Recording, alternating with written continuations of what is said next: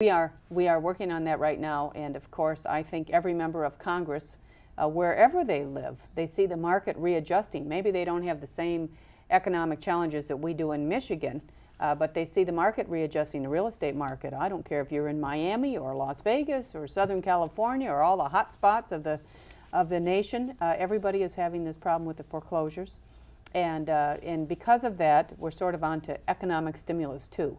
And we'll see in what final format that actually comes to us. But there already is, I think, a bipartisan agreement in the Senate to look at doing some tax credits, some various things to try to stave off any additional foreclosures, to incent people to purchase foreclosed homes.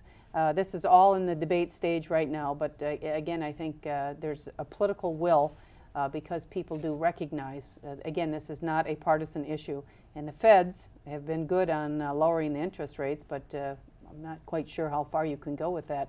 There needs to be perhaps another stimulus as well. And one other thing that I've been sort of working on, and I know that sometimes people in the conservative wing of the Republican Party might not think this is a good idea, but certainly in Michigan, because of what we have had here, I do think that having an extension of federal unemployment benefits would be a great assist. In fact, I'm thinking about introducing some legislation that would call them. Maybe they, you may not need this in every state. In fact, they probably don't. But I think in Michigan and Ohio, for instance, if you could craft a piece of legislation to, people who have never had to ask for any kind of assistance ever are approaching me. I'm sure you see it as well.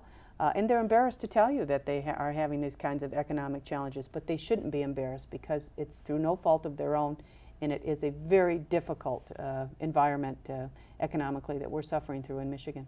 Yeah, the people of Michigan are a proud people, but they're not looking for a handout. They're looking for a hand up, and that's what you're saying. Absolutely right. Yeah. Okay. You were kind of giving the oil companies hell.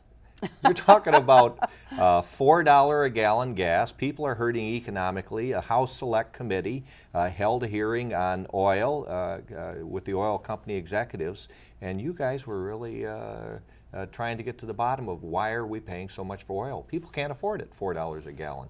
That's true, and they're not building widgets or something where you can have a choice of whether you think you want to buy them or not. We have to have gasoline. I mean, it runs our entire economies. I mean, we're a commuting society, and for every reason, I mean, whether you're on rail or car or the trucks are having a big problem or airline fares are going up, for all of these reasons, and of course, here's the thing, and I'm a capitalist, and I believe in profits. I believe in profiteering. Amen. I believe in marketeering, but I don't believe in profiteering. Right. And when you have the 5 big oil companies made over $123 billion in profits last year, what I said to them is, I hope you use those profits wisely. And by that, I mean, we want to see a big percentage of those invested in renewables, alternative energy sources, etc.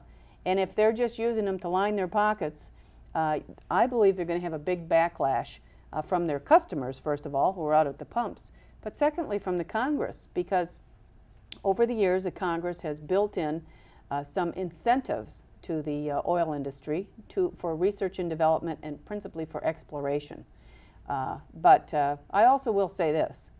One of the reasons I believe that we're having these high oil prices and gasoline prices in America as well is because of Congress. So we all have to take a good look in the mirror because we have voted, now I have voted for, but the majority has voted against any exploration in the ANWR up in Alaska. We don't allow drilling in the Gulf of Mexico, although the Mexicans are there drilling.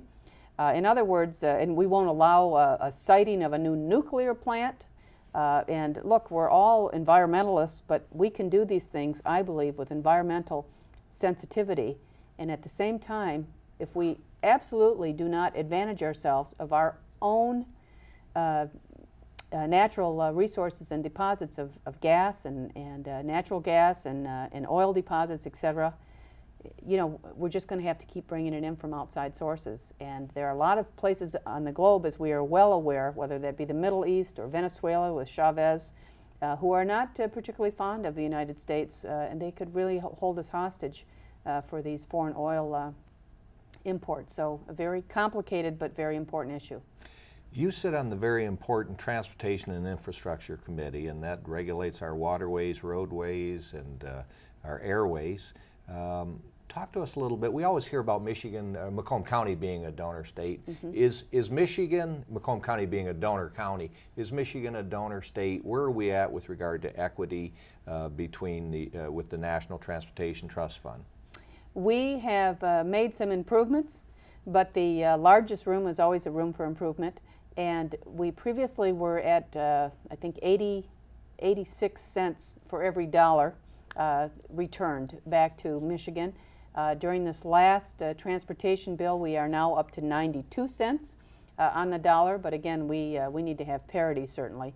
And as you mentioned, I do sit on the Transportation Infrastructure Committee. That's where all the water issues go through, the Great Lakes issues, but most importantly as well is making sure that we have parity with our transportation dollars also.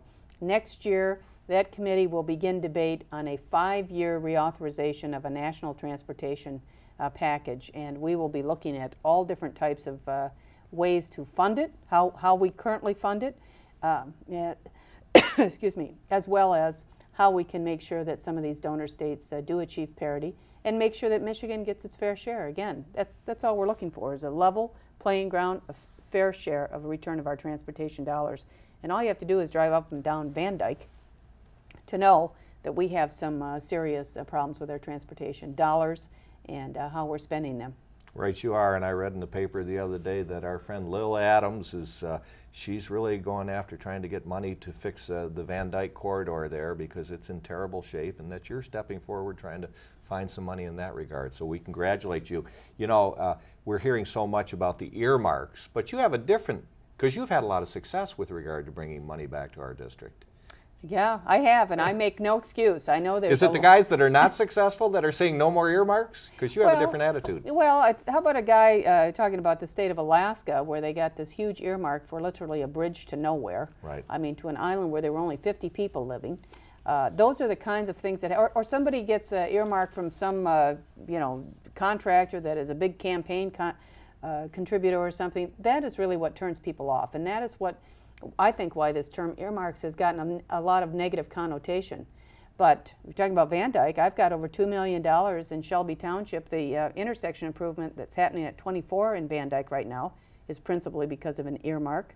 I've gotten earmarks throughout Macomb and St. Clair and other counties in my congressional district for bike paths.